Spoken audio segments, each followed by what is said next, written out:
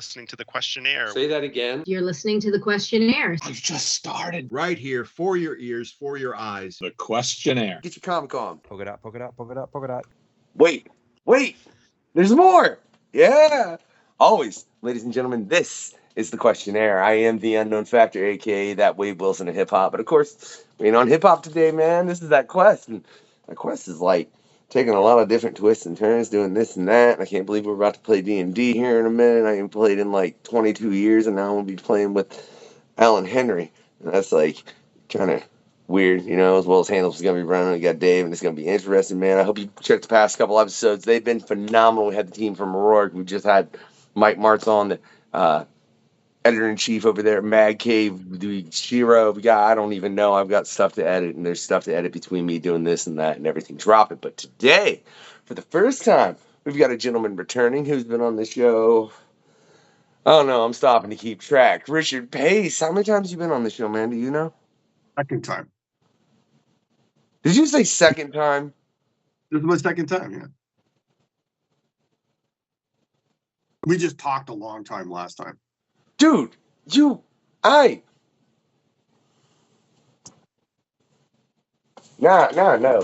know. It is not 2 times, Rich. It's like 4 minimum right now. I'm pretty sure. Okay, sure. You came on, and well, you've had where you initially came on and we chatted, and then you had where you came on and you drew the Frankenstein. And why do I feel like there was one other? No, this is my third time then. You're right. I completely forgot about Frankenstein. Okay, so my bad. I'm just including something that isn't there, which I fully believe. There's been a lot over here, and, you know, to a certain degree, it starts to blend together. Huh? Mistakes were made on both sides. We're moving on. You know, it happens. Hey, but look, if you come right in the middle, we was perfect, man. You said 2, I said 4, it was 3. That's what's up, man. But I'll tell you what, there was something they used to drop. They used to drop. Compromised facts. I love it. Hey, you know, isn't that what life is to a certain degree, especially anymore? Just call me a politician. Maybe I need to run for president. Rich is like, that's a scary thought. Let's say, right? So I will say though, you know, something that you used to see way more often in the comic book industry is, man, crossovers between the different comic book companies, as far as the larger comic book companies, you know, and you don't see them anymore. And I have to pick this man's brain, Richard, about why, because he's responsible for some that I have read and some of the best crossovers for intercompany and company crossing crossovers that I think I've really ever read. That, ladies and gentlemen, is Ron Marz in the house. Gentlemen, I know this is my first time, so we don't have to argue about that. There you go. We'll be gentle. I know my Logan keeps falling over. Why do so many of these pops that are Wolverine are top heavy on the head to where they just go like this? Because of all the extra plastic on the front part of the head? Thanks for the literal answer, Rich. She's a freaking pea. All right. Richard, I swear. Richard, here's the most literal answer I can possibly give you. So, on that note, though, right before we went live, man, we were kind of discussing something with you, Marz, and you said, or Ron, you said it wasn't viable as far as the floppy, and you said the specific words you said were, it's something we're still holding on to.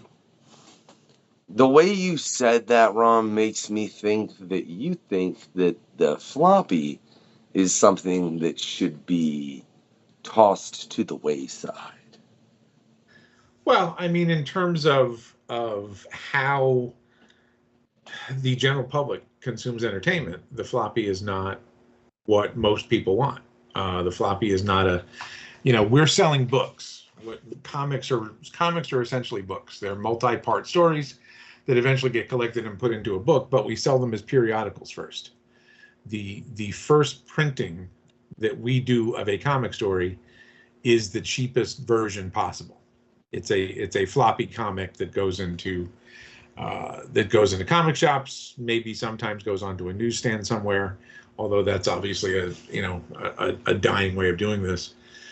So we are, we're bass backwards to every other publishing industry, which publishes its most expensive version of a product first and then it gets cheaper as it goes. You know, you get a hardcover novel for $30. That's the first release of something, and then a year later it comes out as a trade paperback for half the price, and then a few years later it comes out as a mass market paperback, a little chapbook basically, at an even cheaper price.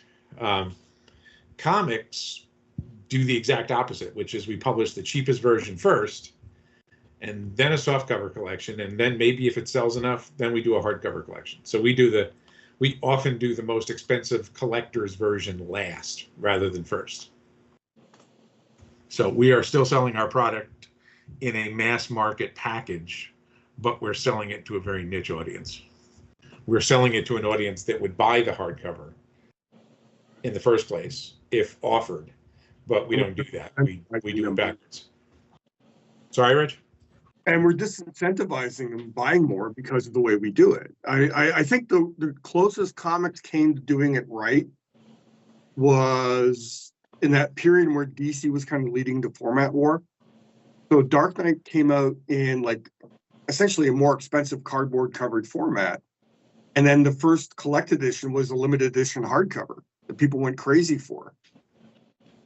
Yeah, the Long Meadow Press. Yeah. Yeah, I mean, we are, because comics were initially visualized as cheap entertainment for children, we never really outgrew that in a lot of ways, even though the publishing market outgrew that. I mean, if somebody, if a European artist and writer put out a new book, it's a hardcover album format, and everybody rushes out to buy it because that's the only package you can get that thing in. If Mike Mignola does a new issue of Hellboy, it comes out as a $5 floppy,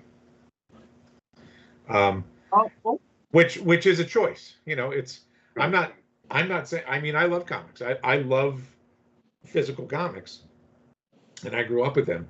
I just don't know that the rest of the general public is showing up for single issues. It's not how the general public consumes their entertainment anymore. Everybody wants the full thing now. Everybody wants, in a streaming show, everybody wants the whole package to drop on a weekend so they can binge it and then move on to the next thing.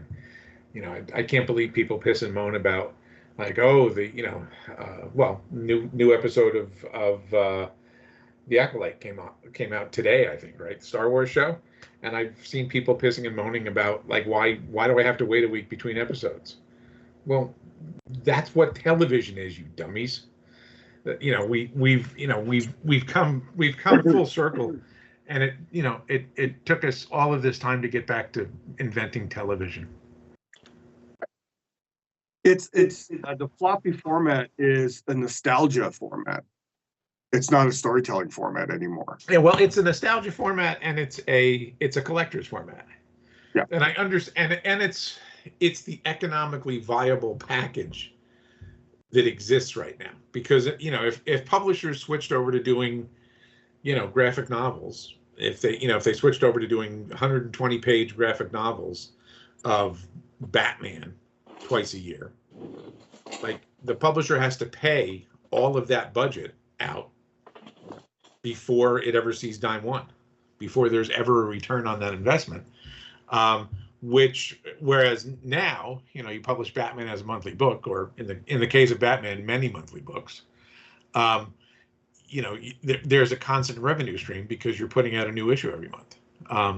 So we have sort of strapped ourselves to that economic model because comics are expensive to produce in terms of the investment in the talent and the investment in just what you need to produce the book.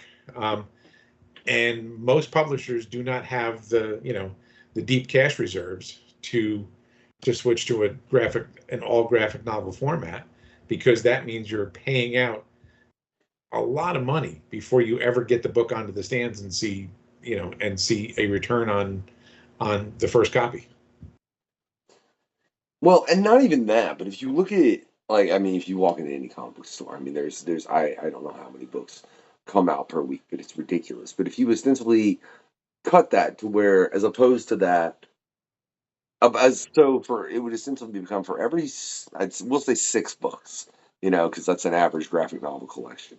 There would be one graphic novel. So, firstly, if they still kept up the same production, there would be still an exorbitant amount of things. But I think the only way that you could make a graphic novel production like that viable, man, is if you made it to where you could sell the graphic novels for, I mean, $15. I think you get to a certain point with price point, then suddenly you can't get it to where people like. Because look, I buy comics to read them. That's the priority. Firstly, that's my first thing. When I buy a comic, I'm not buying a comic going, ooh, if I wonder if this will be like worth money because I got this cover. No, I got this cover because I liked this cover. You know what I mean? And I got this comic because I love Doug Wagner's work and I've loved plastic. And the same reason why I read a lot of your work, Mars or Ron, from the everything you did with Artifacts and Witchblade and all of that. Like, I did not ever buy it sheerly as a collector. So I think you would, if you did a graphic novel, you're gonna lose the collector market. And I think a lot of that I think ultimately you have to split that Gordian knot by doing enough material for just readers and enough material for collectors, because there's always been that dichotomy of part of the audience is there to collect and to speculate on variant covers and all of that stuff, and part of the audience is there to just read the stuff. And I think in order to be viable, you have to play to both of those, and I think that's the big question now is how do you do that? Like, how do you continue to do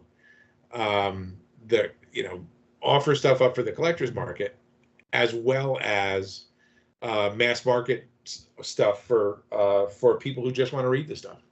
And I think DC has done more of that than Marvel has by doing YA graphic novels, but that's I think we're starting in that direction, but like everything in comics, the wheels move very slowly. Well, I'll tell you a perfect example. I think they could use something for that. Like, I mean, they're getting ready to put out the Marvel versus DC Omnibus, which is does that include the amalgamation stuff? Yeah, it's got almost all of the amalgam issues in it, except for 2, because frankly, we're not going to republish Gerard Jones's work anymore. That's I can't say it any plainer than that. So it's got virtually everything in it, and I just reviewed all of the back matter, which is about 200 pages worth of stuff, last week, and it's amazing. The stuff that was the stuff that was uncovered and is in the back of that book. It's a stunning collection of art and memos and scripts and all of the stuff that went on behind the scenes of those books. So it's as complete a collection of all of that stuff as we're ever going to get, and who knows if it will ever be reprinted again. So, get your orders into the local comic shop, because the print run might be the print run. And I fully agree. Like, if you are a fan of comics, either Marvel or DC in any capacity, that is, I think, the greatest crossover event that will probably ever happen within comic books, because I don't think you'll ever achieve that again. But my point, as far as in getting to the collector's market, I don't see why they don't print just the 4 primary issues, just the Marvel DC. That's just those 4 issues. You know what I mean? The main 4 story arc as like a deluxe hardcover artist edition, because I feel like there's a market for that, for something like that specifically. I'm sure there is, but I don't know that getting all of that art back to assemble that thing is possible. A lot of the artist editions that are out there is, they're available because Scott Dunbier could, principally Scott Dunbier could reach out to his connections and get a hold of all of that stuff. There are a bunch of Walter Simonson artist editions because Walter has all of his art. You can just pull, you can just open a flat file drawer and come out with an artist edition full of a stack of pages. But ultimately the answer is, Marvel and DC are owned by giant mega corporations, and to get them to agree to having done this book is a pretty monumental task in the first place. So, let's be thankful for what we got. I was, you could have knocked me out of this chair when I got the email from the editor saying, hey, you can't tell anybody, but we're doing this. And we would like you to be involved in helping to put it together. I just figured this book would never see the light of day because, Marvel, when Marvel versus DC happened as a publishing event, it happened because the bottom had dropped out of the market, and Marvel and DC needed to save comic shops, needed to keep the doors open in comic shops because a lot of them were on the verge of going under because the market had tanked. So that's why the project was done in the first place. And it was done, fairly quickly. We had to hit the ground running on it because there was a need to get this done and get it into comic shops as quickly as possible to help keep the doors open, to sell as many copies as we could and help stores be solvent again. So that's where the whole thing came from. In the mid 90s when we did this, these were just comic books. These were not multi-billion-dollar media franchises like they are now. So, which is not that's not a judgment call by any means. That's not a statement of whether that's a good thing or a bad thing. It's just the reality that that this stuff is worth billions of dollars now, and it wasn't then because they hadn't made the crossover from comics to movies and TV in a substantial way, except for Batman and Superman. Well, I mean, you look at the first issue, look at the first few issues of Marvel versus DC. Iron Man's in it for like a panel. Nobody knew who the hell Iron Man was when we did Marvel versus DC. You said Iron Man to somebody on the street, they thought it was a Black Sabbath song. So the world has certainly changed in the 30 or so years since we put this thing together. Now everybody in the world knows who Thanos is. That was sure as hell not the case 3 decades ago. It's weird to think too with what you guys have done here, especially now that it's finally getting put out again, and how comics have just permeated into pop culture to such a degree with the MCU, with DC really, really, really trying. And I wish James Gunn the best, man. When you bring the authority, do me a favor, just do it right. Be honest to the comic, because the comic was phenomenal. But to see this particular event, it will show people, I think, something in comics that they've never seen, especially with the amalgamations. I'm curious, man, and now I really feel like I got to get this omnibus. I don't even want to know what it's going to run me. Ron, just stop affecting my wallet. Mainly because you're referring to all the memos and notes. And I'm curious, does it get in those memos and notes in the back, how you guys came to the conclusions of who you were going to amalgamate together? Most of that was sorted out prior to us taking on the job. Us being myself and Peter David, who wrote Marvel vs. DC. Most of the titles that were going to be in the first wave of amalgam books were already decided. All of the background characters and the supporting characters and all that were sort of up for grabs, but the first batch of titles were all in place. All 12 were in place, and those had been decided mostly by Mark Grunwald and Mike Carlin, who were the editors of the project. So once they told us that we were going to do this thing, which seemed like the craziest thing ever, right? Like I couldn't believe that this was a thing we were actually going to do. Like that was the other shoe dropping at the meeting, which was at Mark Grunewald's apartment. Because it's like, Superman's going to fight the Hulk, and we came up with all the matchups, and that the big sort of popcorn movie stuff was exactly what you expected. And then they said, well, between issues 3 and 4, here's what we're going to do, and we're going to smush the Marvel and DC universes together, and smush all the characters together.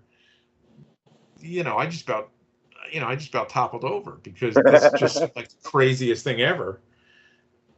And then when they got to, they read down the list of what was going to happen, what these books were going to be. And when they got to Doctor Strange Fate, I said, well, I'm writing that one. I need to do that one. Thank you very much. And they, and with great thought, they always went, yeah, okay, you can do that. That's fine. So that was to me the much bigger deal of the Marvel versus DC project, is that the main story was heroes fight each other. That's very much the meat and potatoes, what you were expecting. But the amalgam stuff was just crazy, and really worked out as far as I'm concerned, terrifically well, in that all of the characters that got put together and all the stuff that they let us do was not, there wasn't like a master list of 500 characters that got put together and you got to pick, it was all, you just kind of, Mike and Mark kept track of it, along with the editors at Marvel and DC that were responsible for those books. And you got to kind of make it up as you went. And the only edict was that you were supposed to act like this universe had always existed, and that that there had been many previous storylines with these characters, and there's a whole history involved already, and you could put footnotes in for issues that never existed, and you could refer to characters that you were never going to show, or big incidents that happened. It was supposed to give the illusion that this thing had always existed. And I think because of that, because of the liberty that editorial gave us in those things, that all the books worked really well. It's been a long time since I've read any of them. I really am going to do my damnedest to try and make sure I get that omnibus when it comes out, because I would really like to, more than anything, it's funny, more than anything, I want to read the amalgamation stuff as opposed to the actual storyline, because that's the thing, even now, sticks out to me. I mean, that I remember all the fights and how they matched everybody up. I'm not going to sit here and go through it all. If y'all want to go Google it, it's freely available, and it'll be available in a nice thick book that's probably going to weigh half a ton. That was a lot of content in that whole thing that they did. The amalgamation universe was always something personally I would have loved to have seen it continue. But I'm curious then, man, what was the difference between handling something like that, where you're getting just to play with two worlds simultaneously? That, hey man, that don't happen. That just don't happen, Ron, at all. It was. It was the job you wanted to do since you were 10 years old, and you literally got to do it. In my case, I literally got to do it. And so it was just, the only complaint of the entire thing that I have is that we didn't have twice as many pages to do a bunch more stuff. But I think each issue was, 28 or 30 or 32 pages. Those decisions were made because we wanted to have the books out as soon as possible. We wanted to get these things running and get them out onto the stands so that retailers could be filling their cash registers and keeping the doors open. Yeah. So, in a perfect world, we would have had twice or three times as many pages as we did have. But we tried to squeeze as much as we could into whatever we had, 120 pages or something like that. And so we did the best job that we could in the space that we were allotted. Well, I'm curious. So, what was the difference between something like that, which is a crazy event, as opposed to handling artifacts from Top Cow, which is where you're bringing together the entirety of the Top Cow universe with the 13 artifacts, with the primary 3, which is I think is a way more tighter story. There are obviously going to be effects in that are permanent, whereas opposed to when you're doing the Marvel versus DC, it's just a fun playground that you get to play in, but when it's done, the status quo is going to be the status quo again, kind of thing. Yeah, I mean, generally you do a crossover and you basically put the toys back on the shelf where you found them, so that somebody else can come play with them. For something like Artifacts, which was contained within the Top Gun universe and was supposed to give some structure and a framework to how the cosmology of the Top Cow universe worked. It was the whole purpose of it was to, try to pull together all of the threads that had been dropped in different books and didn't really match up in a lot of ways. So we had to make sense of all of those artifacts, and then by the end of the 13th issue, we basically destroyed the universe and started it over again,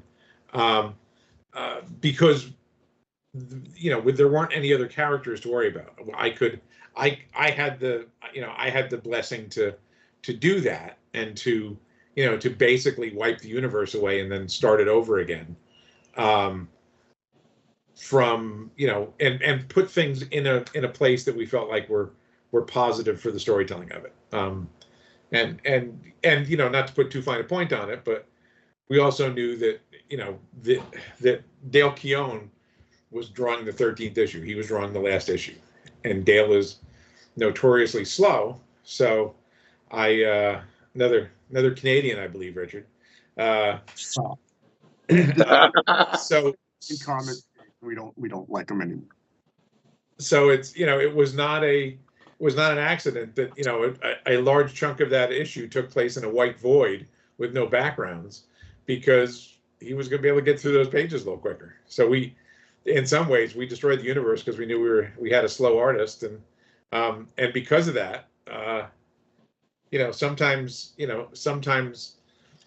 necessity really is the mother of invention, and I think the issue works really well because of all that stuff, because of that factor of we had to wipe the universe away, so we just had basically 2 characters or 3 characters against a white background, and because Dale's art is so gorgeous and detailed everywhere else in the issue, the contrast is what sells it. The contrast is what makes it work. But ultimately, they're all just stories. Like whether it's Marvel versus DC or Batman versus Aliens or Artifacts, it's you're picking up the toys and taking them out to the playground and doing what you're going to do, and then it's somebody else's turn. So I don't find a lot of difference in at its core anything that I do. They're all made up stories, and that they all work hopefully in the same way. So when I write Star Wars or a Marvel character or a DC character or even a creator-owned character, I don't approach any of it any differently. It's all what makes these characters work, what makes them tick, and how can I engage the reader emotionally into what the characters are doing. Because if you don't care about what happens to the characters, if it's all just spectacle, if it's all just a Michael Bay movie, why come back? Like you can go get that sort of spectacle anywhere else. So I feel like, especially in comics, because there's a month gap between everything that we do for the most part, the books come out monthly, you have to be emotionally engaged by the characters and their fates in order to come back 30 days from now to get the rest of the story. Very true. Very true. Man, Rich, I was hoping, I was sitting here like, Rich, you got a question or something? Because I feel like, I don't know, I want you to co-host a little, man, but I don't know. Then at the earlier, you're like, I don't know what I'm supposed to do besides agree. I don't know. No. There is a point.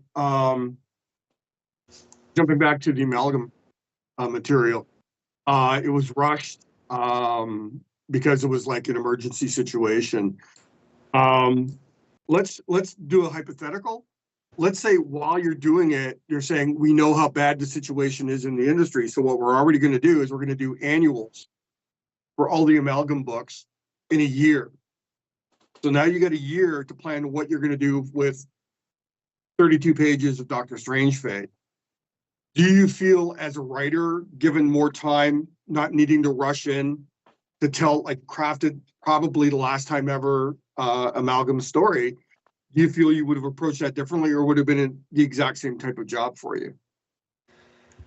I don't know. We as creatives tend to, if we've got 6 weeks for a deadline or 6 months for a deadline, we use every damn day anyway.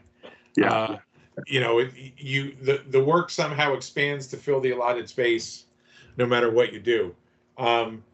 There were obviously certain amalgam books that, some people couldn't come and play with the rest of us because their schedules didn't allow them to. That's a publishing reality for any project, really. But I mean, more time to sort of get your ducks in a row is always good, but it doesn't always necessarily translate into a better product. It's got a lot to do with the characters that are available to you, and sometimes, look, you put great creators on a book, but they just don't mesh with each other, and the book is fine. The book is, does its job, but it doesn't. There's no magic there. And I've been doing this 30 years, and I don't really have an explanation for that. Even now, like sometimes the stuff works and sometimes it doesn't. It's sort of that alchemy of the writing and the art. And by art, I mean penciling, inking, color, every aspect of it, even including the lettering. Sometimes everything clicks and sometimes it doesn't. And, you're forever chasing, the jobs that click, the ones that are just what you want them to be. Yeah. That was a hard lesson creatively for me to pick up along the way. That was a lot of times. When you're young, you're like, I'm saying yes. I don't care if it's like, strawberry shortcake. I need the money.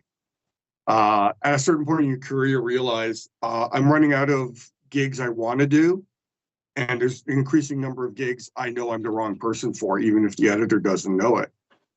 I think that's part of the creative journey, finding out when you should say yes for yourself, as opposed to saying yes for the money. Yeah, well, I think as you mature as a creator, I don't mean you, I mean all of us, like you sort of learn yourself better too. You learn 5 years ago, oh, that sounds cool, I'd like to do that, and 5 years on you're going, nope, that wasn't the right fit. Hopefully as we mature, we sort of get a better sense of what those gigs are.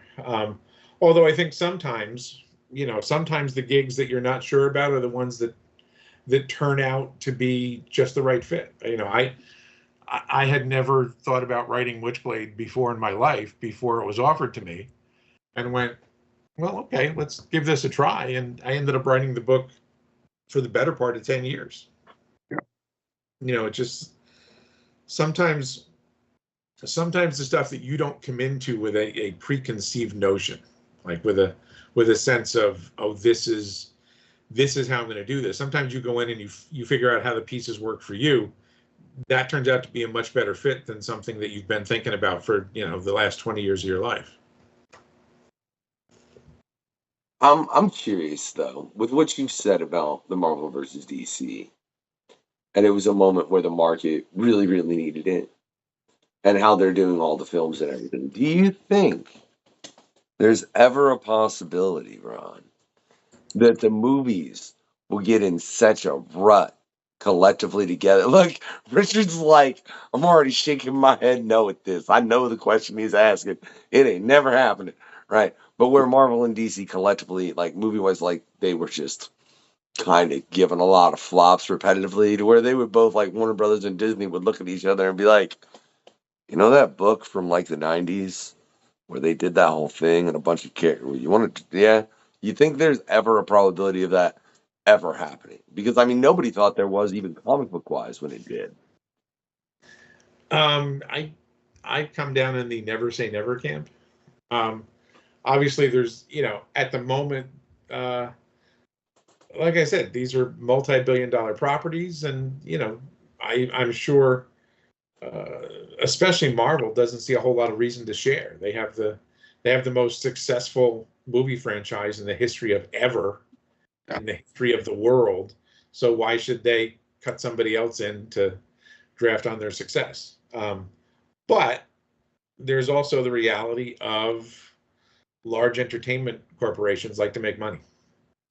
So I know that's probably a shocking statement, but corporations like to make money. So it's not, to me, it's not out of the question. A lot of the stuff ends up being more of a legal problem than a creative problem.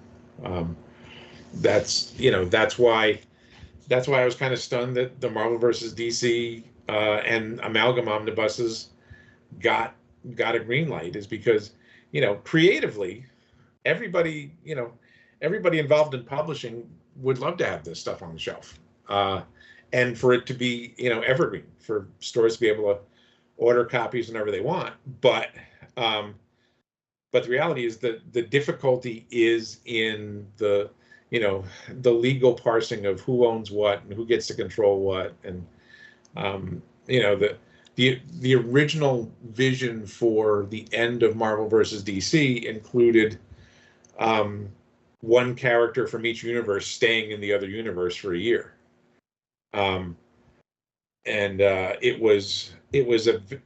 Eventually we settled on She-Hulk and Martian Manhunter, because apparently green characters we could swap. Those were the characters that were being discussed as, the ones that would, Martian Manhunter would join the Avengers and She-Hulk would join the Justice League, and which actually seems kind of brilliant. I would love it. But in that sense, Martian Manhunter is kind of Superman if he was green, and She-Hulk is the Hulk but a lady. So in some ways they are redundant characters in terms of their power sets in the universes that are their homes. So to switch them out and put them somewhere else, made all the sense in the world. But ultimately, legally and logistically, it was just deemed too difficult to figure out, well, if Martian Manhunter is in the Avengers, what sort of royalty does DC get out of that, and how much of a percentage is he of the success of that book? And it turned into an impossibility because of the legal matters, not the creative ones. That doesn't surprise me, discussing with Michael Oeming all the paperwork he had to go through in the creation of Powers being a TV show, and like just some of the stories he told. I can only imagine the amount of paperwork between those two corporations, being Marvel and DC. Was DC was owned by Warner Brothers at that point, wasn't it? Sure. Okay. Sure. DC, okay. I thought it was. Fine. I wasn't positive, yeah, but I was pretty sure. So I mean, you also have their parent company, and yeah. How many NDAs did you have to sign for that, Ron? I don't know that I signed an NDA for Marvel versus DC. I think it was, certainly when I went through my files and looked for all of the contracts and the memos and the scripts and all that stuff that I had squirreled away from that project, there was no NDA in the file. So I think it was just a matter of, hey, don't tell anybody. And obviously that would not be allowed to go on now. But you also have to consider this is like, this is almost 30 years ago, and social media did not exist. Message boards hardly existed. So it wasn't like it wasn't like the word of this stuff would spread like wildfire. It was, hey, don't tell anybody. And then we started working on it. And then eventually, the rest of Marvel and DC editorial got brought in to work on, various aspects, including the amalgam books. And again, that was a factor of don't tell anybody. And people behaved. People didn't open their mouths about stuff. I wonder how that would go now. What do you think, Richard? Oh, they'll be talking. Remember, the minute they say, "Oh yeah, I don't have to sign anything," great, I'm talking about it. Oh, yeah, less than 24 hours later, it would be everywhere. Okay, I want to address the film thing. The only way you would see Marvel DC characters crossover is if Disney bought all the DC universe. Which is, who knows? I mean, that's not out of the question either. I remember being on a movies, just the way movies work. If superhero movies tanked, the solution that whoever owns Warner Brothers and Disney would come to wouldn't be, oh, let's put all these really expensive legal fees together and make really expensive movies out of something that's cratered. You would just see superheroes go away as part of mainstream movies. If they get to the point where they had to be desperate, like Amalgam saved the direct market back in the 90s, no one would care. None of these people who go to law school and never read comics would really care. Oh, we're not doing Superman. Oh, that shucks. I mean, they don't care. Well, it's cyclical, obviously, and it's also look, the superhero boom isn't going to go on forever, but it's never going to go away either. Every other movie that came out in the 50s was a Western, or at least it seems like it. And Western, so that flourish of Westerns in theaters and on TV screens certainly lasted, a couple of decades, and then eventually went away, but never went away completely. I just went to see the Viggo Mortensen Western last week. I'll go see the Kevin Costner one next week. They're still out there. They're just not as ubiquitous as they once were. And I think that'll probably be the same thing that happens with superhero movies eventually. Although I think what's going on right now, where we are not putting one out every 6 weeks, is a good thing. The fact that Disney has sort of pulled back and said, well, we're going to do a couple movies a year, maybe 3, but they have to be, these things have to be special. You have to have anticipation for the audience to line up on opening night. And I think it happens everywhere, but it certainly happens in comics as we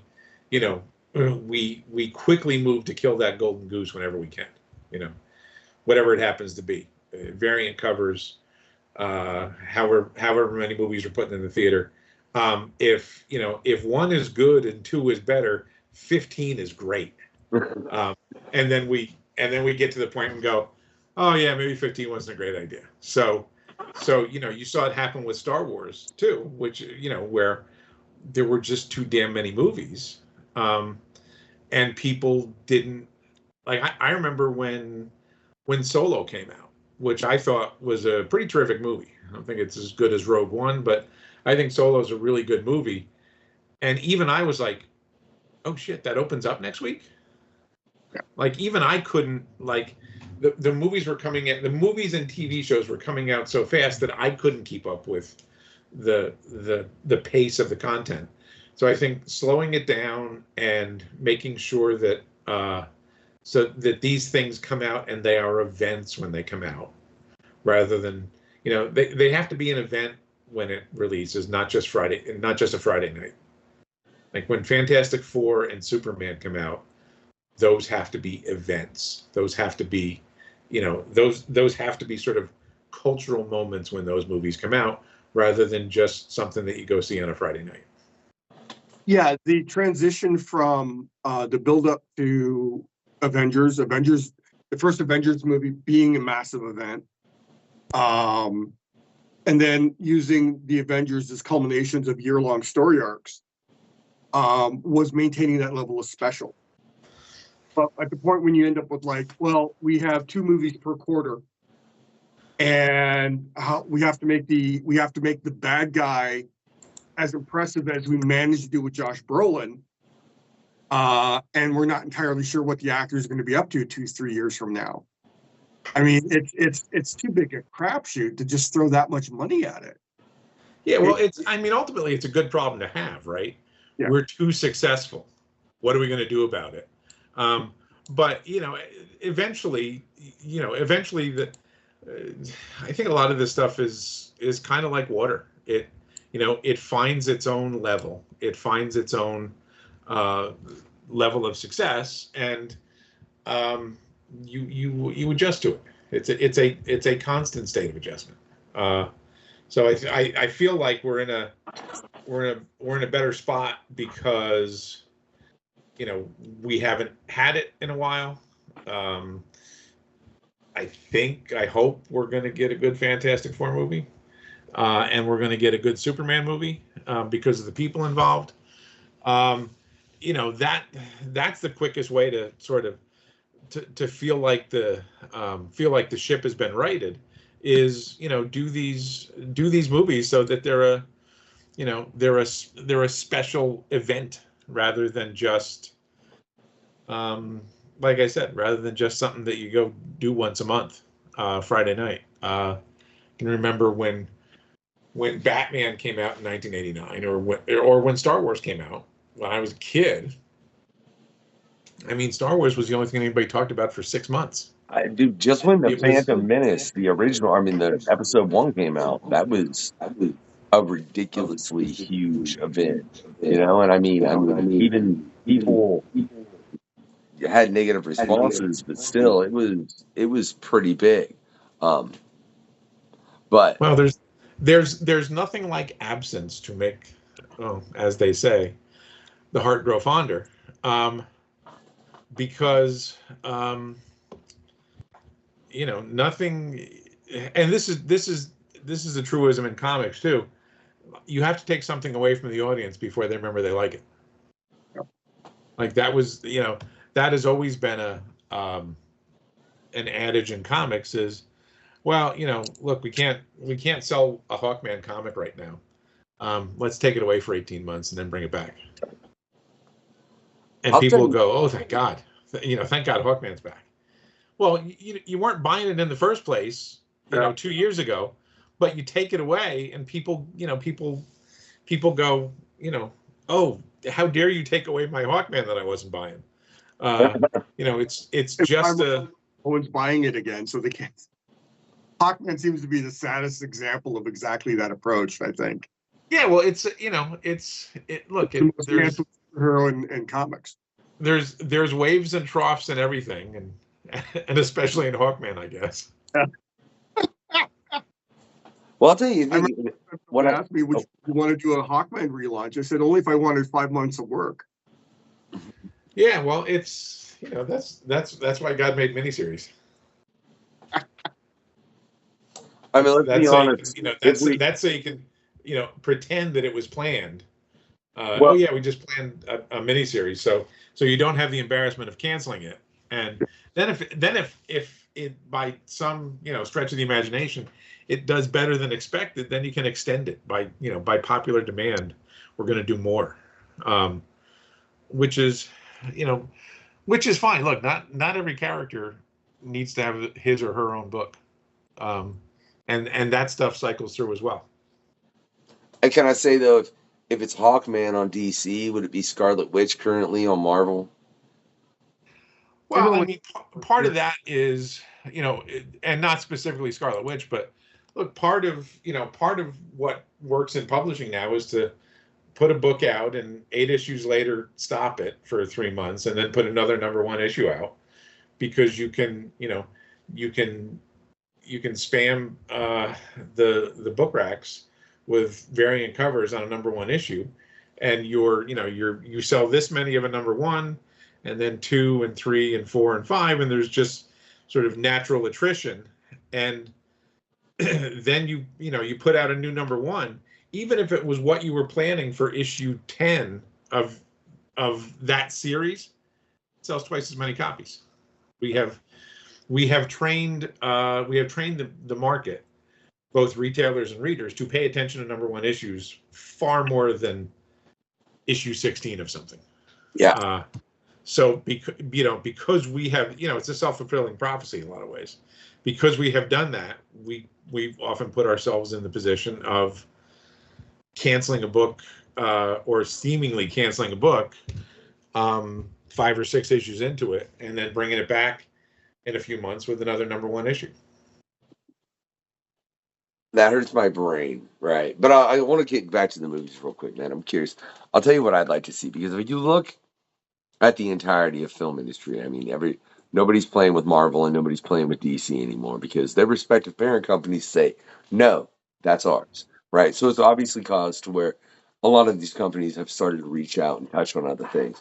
And Ron, you wrote the culmination of a universe that I can't tell you how much.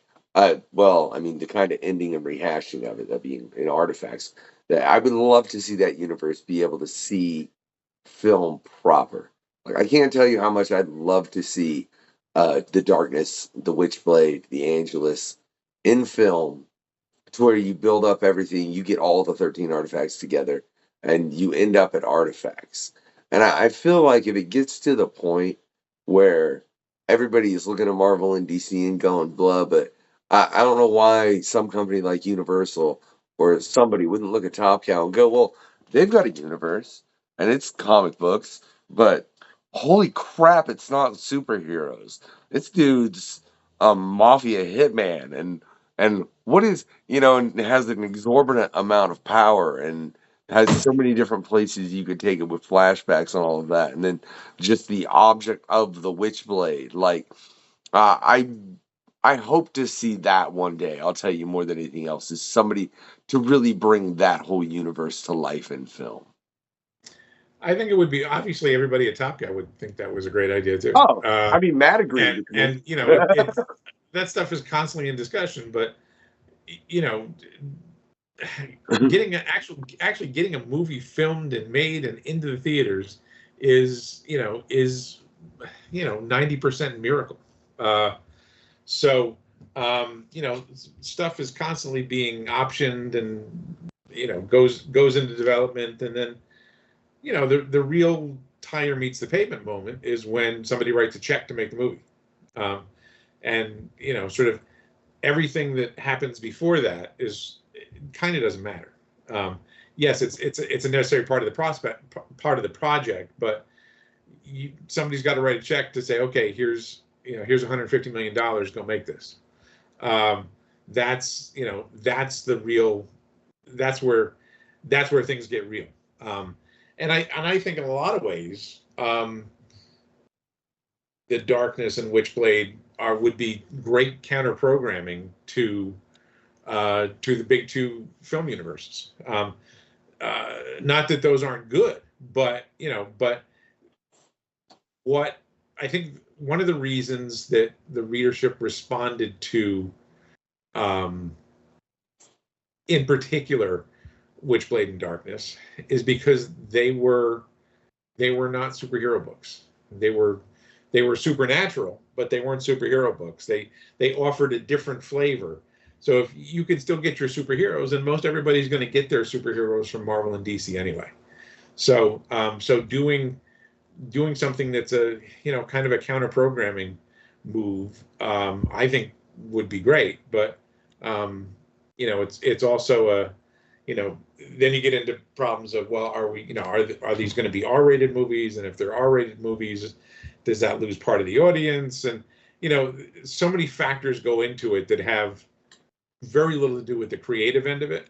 So many factors go into it about audience quadrants and how many can we get kids under 17 into this, and can we sell merchandise to make to make an even bigger profit? It's again, these are movies aren't just movies. Movies are economic engines to sell toys and publishing and bed sheets and lunch boxes and all that stuff, and that's obviously a factor too.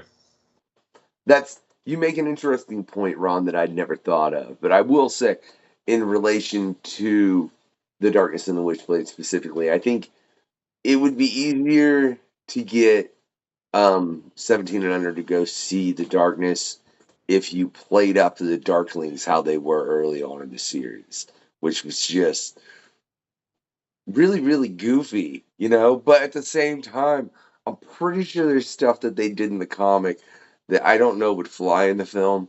Like, I don't know if you could have a Darkling show up dressed as like Wolverine and Batman and blatantly other super. I don't know if they could get away with that in films. I think they might get in trouble. But if they could, are you saying that Marvel and DC might guard their intellectual properties a little jealously, and have lawyers on staff for just those purposes? When I seen it in the Darkness comic to begin with, man, because I've always been a big fan of Garth Ennis, and him and Mark are the ones that initially started that run. When I seen them doing that and having these other comic book characters, like some iteration of them, but it was just the Darkling. It was clearly the Darkling. I couldn't believe there weren't legal troubles right there, personally. Well, it was, it's 25 years ago now. And, again, all of this stuff is in a much different landscape than it used to be. All of this stuff is, again, like multi-billion-dollar properties. And, in comics, you sort of nudge, nudge, wink, wink, and you look the other way. Now that comics aren't just comics anymore, they have to jealously guard those trademarks.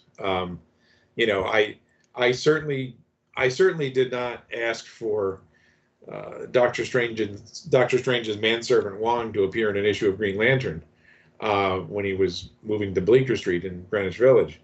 I would never have done such a thing, and certainly we wouldn't have published it. So when somebody shows me that issue, I have no idea what they're talking about. But my point is, you could do that stuff and everybody was cool with it 25, 30 years ago. Now you cannot. And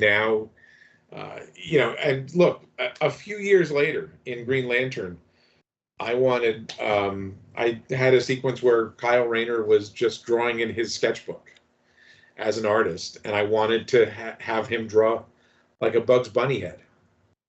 And DC Legal came back and said, you can't do that. You can't show a Warner Brothers character, a Looney Tunes character in your comic, because Warner Brothers will sue us. And I said, we are Warner Brothers. Like we are us. They is us. We're all the same family. And they said, you can't do it, because if it's a Looney Tunes character in a DC book, yeah, that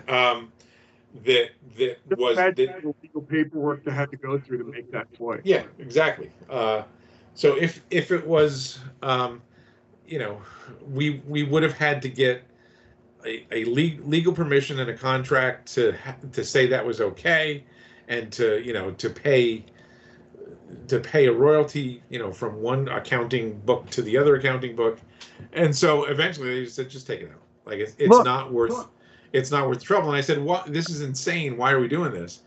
And the explanation to me, which ultimately makes sense, is Warner Brothers has to guard its the stuff that it owns every time it appears somewhere. They have to say, you can't do that. So because you can't establish a pattern of not enforcing your copyright, not enforcing your trademark. Look, man. There's another aspect to that. There is another aspect to that. Corporations as large as Warner Brothers at that time kept all its intellectual property separate because they could sell. Yeah. If they were Warner Brothers cartoon or DC Universe, they'd have to sell it as a piece, and All they'd right. lose money. Hold on real quick. Are you hearing? Is anybody else hearing that echo? Yeah, my sound's been terrible for like 15, 20 minutes. Okay, but now it's gone. Do you still have it? I still have it, yeah. Still It gets good on my end. sometimes when multiple mics are going, but my sound's been terrible. Like I'm barely able to understand Ron. So Well, that's not unusual. Under the best of circumstances. actually, That's true. I'm coming up close into when my window's closing for this. So I think I'm probably a good idea for me to tip out instead of restarting and coming back in. Is that okay? That's fine, Rich. It's been a pleasure, man, as always. Hey, and I need to hit you up about something, but I'll deal with that later for a fan con. And I just got to say, before you go, I can do that twice. Okay. Yeah, and they did a lot of paperwork for that too. Like, All right, Ron. You have a good night. Good to see you, dude. We'll talk soon. take care, Rich. I would like that. It's been 8. All right. Take care, guys. I'm just leaving all that in, and we're gonna have a quick shop right here, right? If yeah, there you go. That's Ron. That's crazy. It's crazy, but I also get it. You know, they can't establish a pattern of not enforcing their trademarks, their intellectual properties, because if somebody does it who isn't, DC Comics, you don't want them to be able to say, well, you didn't enforce it over here, so why am I different? I would think they could look and be like, because we own them. What do you mean? Yeah, it's like it I just look, the nerds won, right? Like our culture is the world's culture now. Isn't it weird? So we won the we won the privilege of being an exploitable audience like everybody else. Isn't it odd, man? Like I remember like when no one knew who Deadpool was, and now it's like probably going to be the biggest film of this year. If it's not, I'll be amazed. You know what I mean? To be real honest, as far as like if it's because just the way they're doing it, and the fact that Marvel cut it down to 1 and everything they're hyping it up to be. But I'm curious, right, Ron? Let's say from some magical wand, place, wizard, genie, I don't know, because it's probably what it would take now. Marvel versus DC happened again, right? Right. Who do you think are the top 10 characters from each publisher that would be the main people at this point?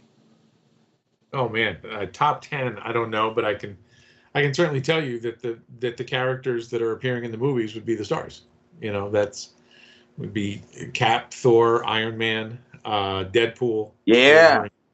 Sorry. And it's Marvel versus DC is very much a slice of the zeitgeist as it existed then, which is what it should be. When we started talking about the project, there was a discussion at that first meeting in Mark Grunwald's apartment over what versions of characters we were going to use. Was it going to be the current ones, like Ben Reilly was Spider-Man, basically, although we kind of treated him like Peter Parker?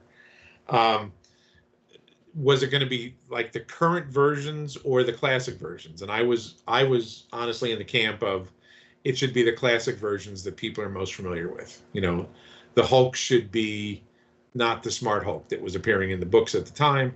The Hulk should be, dumb, brutish Hulk that people who watched the TV show in the 70s are familiar with. Ultimately, I lost that argument because the idea was that, well, if we want to get people into comic shops and we want to get them reading books other than just Marvel versus DC. We want to try to plant seeds for people to get excited about the other books that are being published. It should be the current versions, and I can't argue with that logic, but I still wish we would have done, you know, sort of the classic versions that people know from movies, the movies that were out then, from Super Friends, from the Marvel TV shows. You know, either way, we had a ball and it was great. And ultimately, it's very much representative of where comics were at the time. You know, Superman had his long hair in most of that series.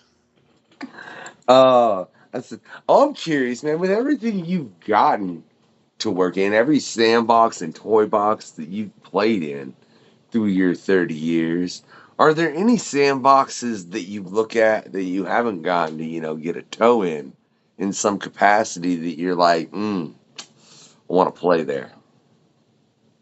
I have been fortunate enough to get my fingers in most of those pies. You know, Marvel, DC, Aliens, Predator, Star Wars, Conan, like all of the stuff that meant something to me as a kid, I have gotten a chance to play with the exception of Star Trek. I would still like to do some sort of original series Star Trek story just to cross that one off the bucket list. Well, I do have to hit up Heather Antos actually about rebooking her for there was a bit of a thing. I mean, she's been on previously, and it's always a pleasure. You know, she's the one running all the editing over there of IDW for Star Trek. You know, at some point, that's the, you know, my maybe just the. I mean, I'd love to go back and do other things again. I want to go back and do Tarzan again. I want to go back and do Conan again and John Carter. But the one that I have not written at all that I would really love to do is original Star Trek, and then maybe as a side, you know, as a companion piece to that, Planet of the Apes. I was and still am a huge Planet of the Apes fan. I was very much into the movies and the animated show and the TV series as a small kid, and I think the new movies are terrific. So that to me is, you know, is a franchise that's got that means a lot to me. Shout out real quick to Alan Henry, who actually did some work on the most recent Planet of the Apes film. You can check out his past quest just a few episodes back, and he will be somebody coming on to play D&D. Oh, cool. Yeah, it's interesting, Ron. Like I said, I ain't played in like 20 plus years, and now I'm gonna go play with the guy that played the Cocaine Bear, and I'm like, can't say no to that. You know, when are you gonna get that chance again? It is intriguing though, man. I mean, you have played in pretty much every sandbox. I'm curious at this point. Do you say you want to play in Star Trek a little? And it seems like the things that you're mentioning that you would like to play with, none of them are superhero. Are you to the point where you're like, are you just kind of like you want to kind of work on something that's a little bit more based in reality where you are now in life? Not really. I mean, I grew up with superheroes. I love superheroes. I've spent the last, since the beginning of my comics career, I've been writing superheroes. I'm writing superheroes now. I still love them, but that's also the largest percentage of what I've written in my career too, because that's still to a great extent a big chunk of what the market still publishes. So, I mean, I have gotten to do a bunch of superhero books, and I'll do more. I still love the form, but it shouldn't be the only dish on the buffet table. All right. So what are you working on right now that they haven't announced yet? Well, I can't tell you what they haven't announced yet, but I can tell you what they have announced. I tried to pull the Bugs Bunny, Ron. It didn't work. You tried to outmaneuver me. I was too clever for you. We're getting the pages in from the 0 Hour special that Dan Jurgens and I wrote. That'll be out in August. And every batch of pages is a joy because we're working with we're working with just a great batch of artists throughout. We're getting 10 pages, or in the case of Dan Jurgens, a few more pages. But we've got Darryl Banks, Kelly Jones, Tom Grummett, Jerry Ordway, Paul Pelletier, Howard Porter, and Dan Jurgens. Excuse me, all drawing chapters of the special, and every batch of pages is better than the last. It's just this still the best part of being a comic writer is when the artwork lands in your inbox. And so now that's happening like every other day because we've got so many different artists working on it. It's just a joy. And look, everybody involved is just doing killer work. I can't show you any of it because DC would have a stern chat with me. You could show it. But man, you could show us. Stuff looks great. You could show us, man. Look, show us, and I promise I won't show it until DC said. Nobody will ever know. Fine, man. Look, I'm still waiting to drop something, and hopefully it's actually dropped by now. That little bit from Kelly's that I actually had to edit out because sometimes that's why I don't do the show live for y'all, because sometimes things are said and it's like, hey, I wasn't supposed to say that. It's like, it's okay. I'll drop it when you were supposed to say it. Sometimes things are said and they're like, I'm not supposed to say that at all. And I'm like, fine, but it was really funny. My first job in the real world was as a journalist when I was a kid. I was, 18, 19 years old. So I know I have been on the other side of that equation where people say, oh, I wasn't supposed to say that. And then then you put somebody in the position of, well, I heard it, you said it, and you didn't say I couldn't use it ahead of time. And obviously it's a lot different than being a journalist, but like I guess what I'm saying is I know when to keep my mouth shut because I have done that job. I like to think I'm a bit of a journalist over here, Ron. Come on. I mean, I try. I mean, to do my best to bring information but in all sincerity over here on the Quest, it is more about the creators and the quests that they've been on throughout their career. I'm not really necessarily trying to pick for the next tidbit, just sometimes in conversations, because some of the conversations can become very fluid conversations, just a casual, and things are said and it's like, oh wait, I didn't, and I've even slipped up times. God knows there's probably things on past quests that I should have edited out that I said, but that's because I also do hip hop, and that's a whole different bed of nails, Ron. Right? We'll put it like that. It's very, very, very, very, very different, man. But you didn't fill out my pre-show questionnaire, Ron. I didn't. Well, things are and have been and continue to be fairly busy. So whenever I would sit down at this laptop and go, am I going to write answers to those questions, or am I going to do the next batch pages? The next batch page is always one. Deadlines making it hard. Now you have reason to cajole me into coming back, because maybe I'll fill out the questionnaire next time. Well, yeah, because like I said, I like to put it up for everybody watching. You can check out all the pre-show questionnaires for season 2 right now for free. All you got to do is be a member of the Patreon. I'm gonna make it to where it's all for season 1 too, but I just have to go do a lot of clicking. So I understand as far as it's an excessive amount of clicking, Ron, and I can only imagine with everything you're dealing with, and I don't want to know, man. I don't want to know. I just don't make the editor mad. That's all I would. That's what I would. If I say it, you can print it, because then it's, if I said it and I'm not supposed to, that's my fault, not yours. You make me feel like maybe I should have but I kind of would have felt bad about that, Ron. I don't know if I could have cognitively done that, especially like I don't know, man. Like I would have, are you saying I should have just put it out and whatever it was said? No, it's the right thing to do. Yeah, because I would have had a scoop. I know for a fact it would have been a scoop. You know what I'm saying? In that moment. But I just, Look, Well, I'm the way. in all seriousness, that kind of stuff is like, look, there are people whose jobs depend on, the announcement and promoting it and getting all those ducks lined up. And I get that. Like I'm constantly working on things that, you're not supposed to talk about yet.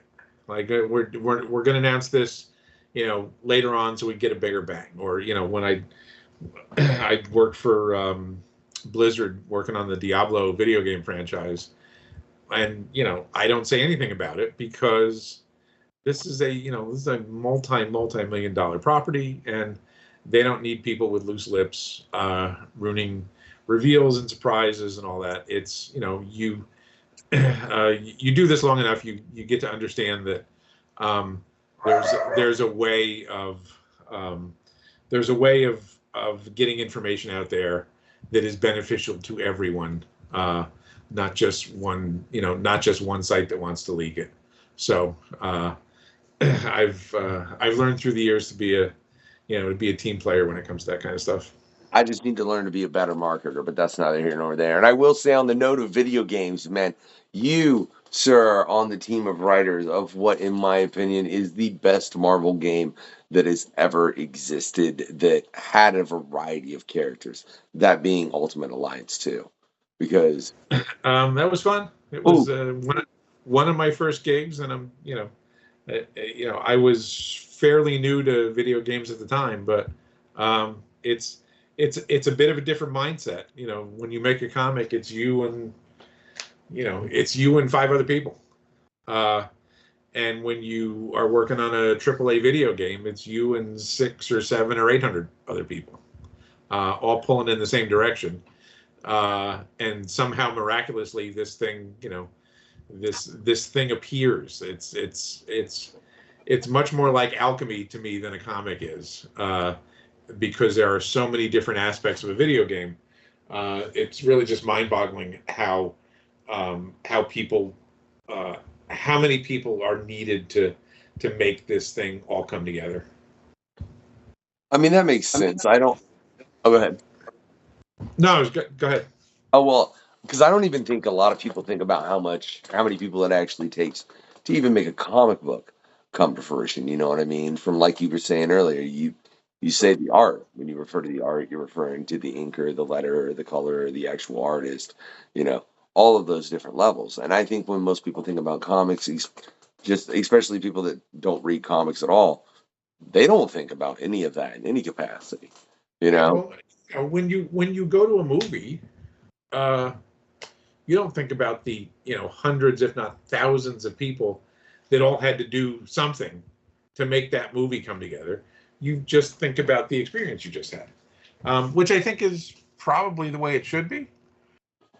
You're just hopefully sort of swept away and taken to a different place by that experience, and you should, you don't need to be thinking about everybody that made it.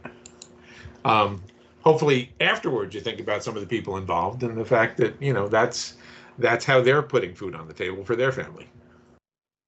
Putting food at the craft table for whatever movie that might be. I just want to know, is there any chance that there will be an Ultimate Alliance 3 that you know anything about? And if not, can you make it happen, Ron? My boy's 5. He's getting into video games. He likes comic books. And I just need a new not that I won't play Ultimate Alliance 2 with him totally, and I play the Lego games with him, but I need an updated version, man. I don't know. That obviously all of that stuff was licensed out by Marvel before, and now they have very much their own games division, and they partner with people, but they have more hands-on involvement with that stuff than they used to. It's I often think about how the rest of the world is caught up with what we used to only be able to get in comics, right? You could only get Galactus fighting the Fantastic Four with the Silver Surfer flying around New York City in a comic. That's the only place that you could even dream about showing that and not have it look, hokey and terrible. And now, you know, because of digital technology, for film, for television, for video games, for animation, all of that stuff, the rest of the world is now caught up to us and we can tell those stories in any medium, because the stuff that we could only visualize with you know, a pencil and an ink brush and a piece of paper, you know, that sort of boundless imagination of Jack Kirby. The only place you could get that is a comic. Now you can get it anytime you want on Netflix or Amazon or Hulu, or, you know, all of that content is out there. It's all, you can watch all of that now. So, you know, it's like I said, that, you know, nerd culture has sort of, we won, but we've been subsumed by, you know, the greater entertainment megalopolis out there. I mean, yeah, that's certainly true. Now, I'm curious, what do you think in that regard, as far as everything being possible in comics, can be done within comics to make it to where it's possible to do things within comics that it can't be done anywhere else? Do you think we can already do that? I mean, we can already, you know, we have control over the pacing of a comic. We have control over the, you know, the layers of the narrative that are in a comic, whether it's first person narration or there are things that comics do better than film, and there are things that film does better than comics. You know, obviously the thing that we don't have in comics is movement. That's why you know, when you see a trailer for a comic book project, it's usually like limited animation, and the art from the comic is sort of toggled around so it's moving a little bit, because that's what they think the audience wants. Now I look at those sort of limited animation trailers and somebody's arm is moving, like one of the old Marvel you know, Captain America throwing his mighty shield, you know, limited animation cartoons. I don't really want that. I mean, that doesn't appeal to me. I just want to see the art. Like, that's why I show up to a comic, is the art. So I don't need, you know, somebody's arm or leg to be moving for me to go, oh, that's cool. Just show me the art. That's the coolest thing we've got. But I also understand that I'm, you know, I'm not the core audience they're trying to reach. They're trying to get John Q. Public to look at it, and the thinking is that John Q. Public wants shit to be moving around. Well, I'll tell you then. What do you think? One last thing I really want to get in with you, Ron. What do you think is just the change, or what do you think of the change of the comic book market, especially with, you know, Marvel and DC doing everything they've done, Image coming around really hard in the '90s, and now you've got so many different independent publishers, up to and including people that just strictly run off Kickstarter and literally are using Kickstarter to sell comics on a monthly or bi-monthly basis, or however any individual may be doing it with that, to where it's not even, because I mean, obviously Kickstarter initially it was to kickstart a project and then you get off of it, but it's become part of the comic book community to launch comics. It's a publishing platform now. It's a viable publishing platform now. Look, the comic, you know, they've been sounding the death knell for comics for 50 years. Hasn't happened yet. Not going to happen in my lifetime or yours. But the comic market evolves all the time. And we, you know, we have to evolve, because the audience evolves, the creators evolve, everything's in a constant state of change. I think one of the real positives is that we're doing a bunch of different comics for a bunch of different audiences. You know, it used to be, for decades, you know, comics were generally power fantasies for adolescent boys and boys who had aged but not matured. Right? We still publish a lot of that stuff, but we also publish a vast array of stuff, you know, even within Marvel and DC, as well as the horde of other publishers out there. I think there are more good comics now than ever. And there's a wider array of comics now than ever for the widest possible array of audiences. That doesn't mean that everything that's being published is viable or has enough of an audience to sustain it. That's a separate question. But the fact that, there's this vast wealth of material out there that's not superheroes beating the crap out of each other, I think is great. I mean, we are sort of catching up with the rest of the world, both the, European and South American albums, as well as Japanese manga and publishing in China and Korea, where it's not just superhero stuff. It's not just, it's not just capes, which I think is a necessity for the continued growth of the medium, both in sales and in terms of the audience. When I got to Marvel, when I started working for Marvel when I was 22 or something like that,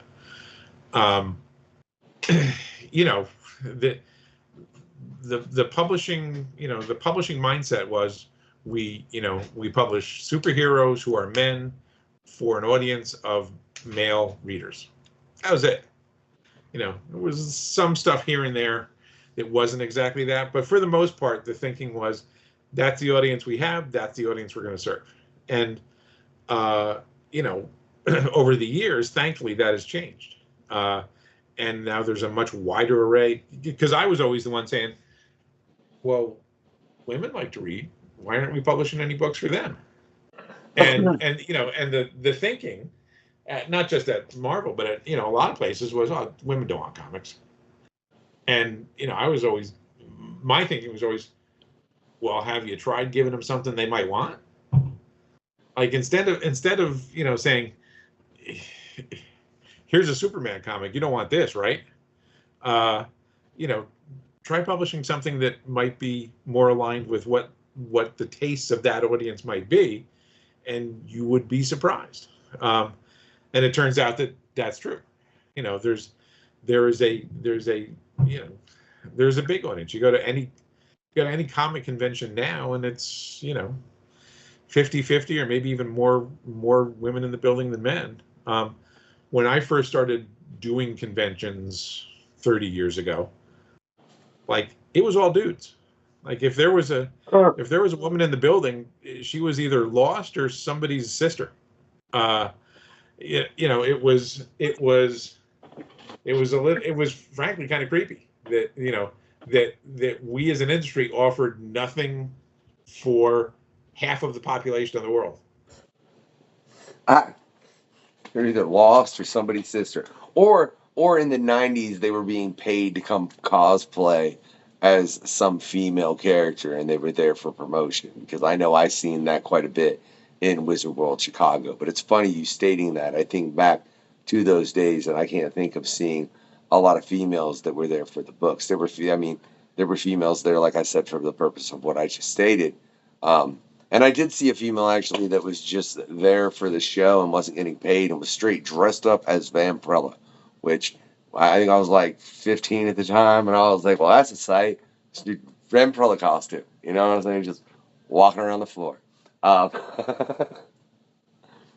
you're right. But then I just recently went to PopCon, and it is very, very different. And then I look at the stuff from when I used to read, previous to reading now. Like I look at the Deadliest Bouquet by Erica Schultz, which I think is a book that I mean I could see anyone enjoying. Oh, and yeah, absolutely. Yeah, oh, no super. That's sitting on my desk. Erica gave me a copy in Lexington earlier this year.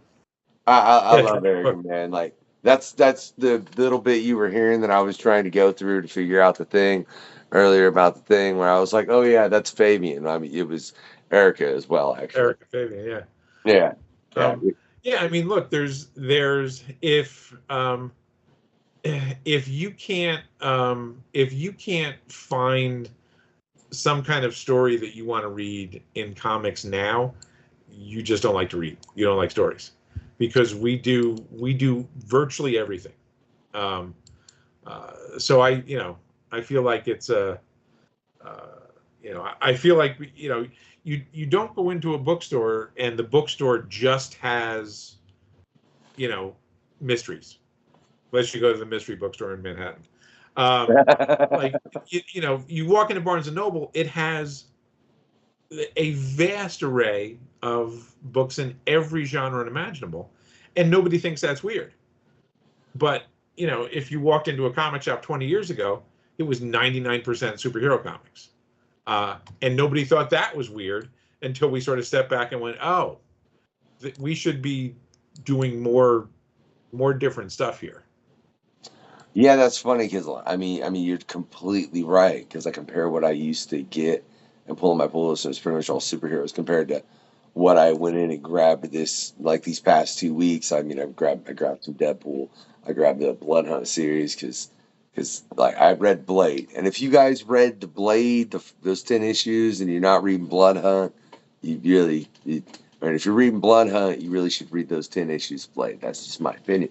Right, but then I also picked up Plastic, the Something Is Killing Children, the newest volume of that. I picked up, I swear I picked up something from America. Oh, Holy Roller from Rick Remender. So it's very much all over. Even though Holy Roller's, I don't know. Have you read Holy Roller at all, Ron? I have not. The dirty little secret of a lot of comics professionals is we don't have anywhere near enough time to read comics because we're too busy making them. Like I said, there's a whole stack of stuff sitting right here on my desk, and I'll get to them when I get to them. How big is your stack, Ron? Is it like yay? Like, oh, I mean, if I'm being serious, that there's probably a stack of 8 feet of trades and hardcovers and that kind of stuff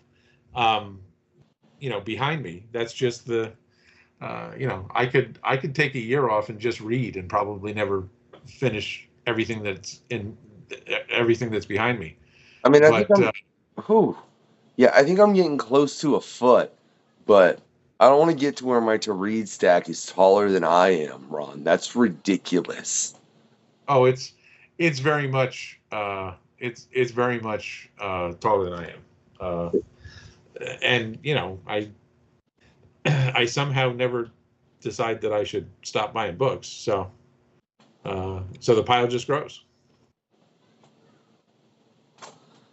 I can relate more than I care to, because this is why I suck at. You know why I suck at marketing, Ron? I'll tell you why I suck at marketing. Because I'm not marketing. I'm gonna go read a damn comic. Well, see, that's probably a wiser choice in the scheme of things. It's a wiser choice. Well, it's not for the grand scheme of for this show and everyone that comes on it, because I'd like to think it's. I mean, we've had so many great guests over here, so many different quests, so many, just everything. And I gotta actually make sure that it's processed and looks good and gets out there and blah blah. And yeah, by the time I do that, it really is. I'm like, I should market this, and I'm like, but I got these comics that I want to read, and I'm gonna go read those comics. Well, I should go write some comics, because there's still if you're the first guy in the deadline train, it never stops. So that's very true. Now, Ron, you didn't fill out my pre-show questionnaire. I don't know.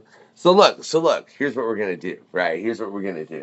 Wait. All right. I need that. Right. I needed that, Ron. Ron, I needed that. You don't even know. I know you don't know what it is, but I know that you know that I know that you know that you know that I know that you needed it, right? And that's what's up, right? But, ladies and gentlemen, all you mutants, metahumans, and everyone else, witches, warlocks out there that have enjoyed this quest, what I want you to do is go to the link in the description, man. Check out Ron's website. Check out all his work. He's done a lot. And if you're into comics, he's probably written something that you would enjoy.